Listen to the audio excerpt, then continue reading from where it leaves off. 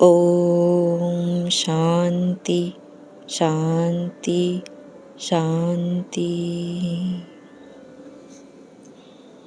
একটি প্রশ্ন দিয়ে আজকের প্রভাত নিবেদন শুরু করি।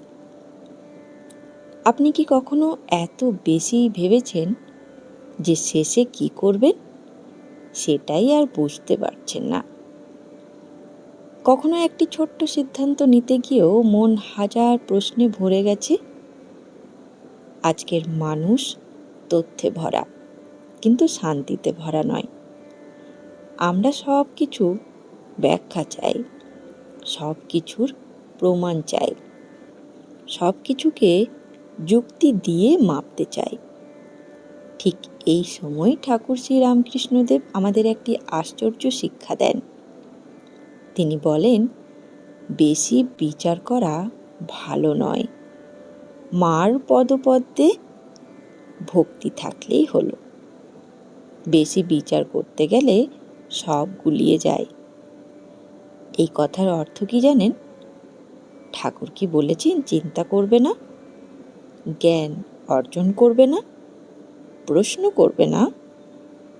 না, মোটেই তা নয়। ঠাকুর বিচার বলতে এমন এক মানসিক অবস্থার কথা বলেছেন যেখানে মানুষ ঈশ্বরকে পাওয়ার বদলে ঈশ্বরকে যুক্তির খাঁচায় বন্দি করতে চায়। যেমন, এভাবে পূজা করলে কি লাভ, এত জপ করলে কি প্রমাণ আছে, ঈশ্বরকে কি সত্যিই পাওয়া যায়?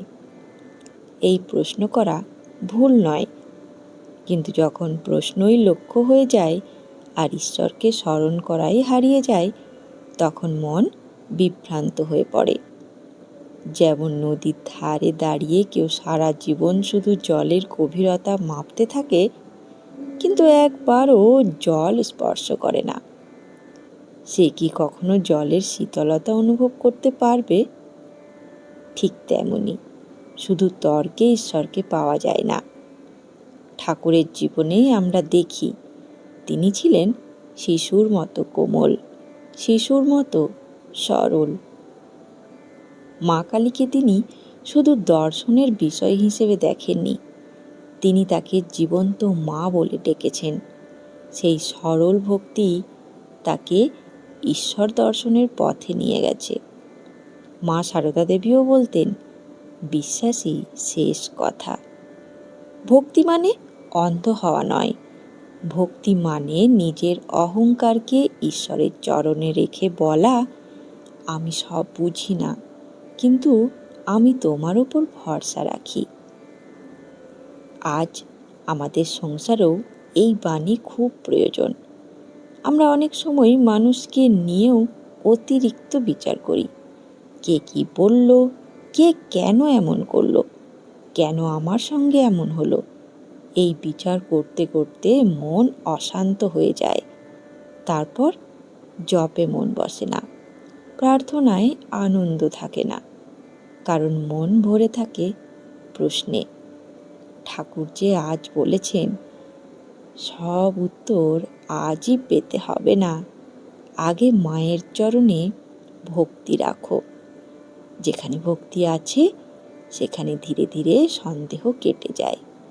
যেখানে অহংকার কমে সেখানে ঈশ্বরের কৃপা অনুভব করা যায়।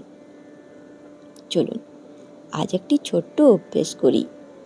সকালে বা রাতে 5 মিনিট ঠাকুরের ছবির সামনে বসবো।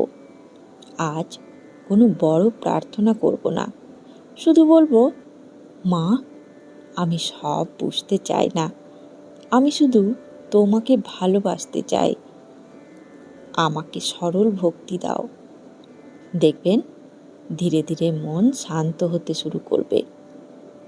বন্ধুগণ, জ্ঞান আমাদের পথ দেখায়, কিন্তু ভক্তি আমাদের ঈশ্বরের কাছে নিয়ে যায়। তাই ঠাকুরের এই অমূল্য বাণী আজ সারাদিন হৃদয়ে ধারণ করুন। বেশি বিচার করা ভালো নয়, মার পদপদ্মে ভক্তি থাকলেই হলো। বেশি বিচার করতে গেলে সব গুলিয়ে যায়। আসুন আমরা তর্কের চেয়ে ভক্তিকে, অহংকারের চেয়ে বিশ্বাসকে, আর অশান্তির চেয়ে মায়ের চরণকে বেছে নিই। ভিডিওটি শেষ করার আগে একটি প্রশ্ন, আপনার মতে ঈশ্বরের পথে সবচেয়ে বড় বাধা কোনটি? অতিরিক্ত বিচার, অহংকার, নাকি অবিশ্বাস? কমেন্টে নিজের মতামত অবশ্যই জানাবেন। ধন্যবাদ, ভালো থাকবেন। জয় ঠাকুর, জয় মা, জয় স্বামীজি।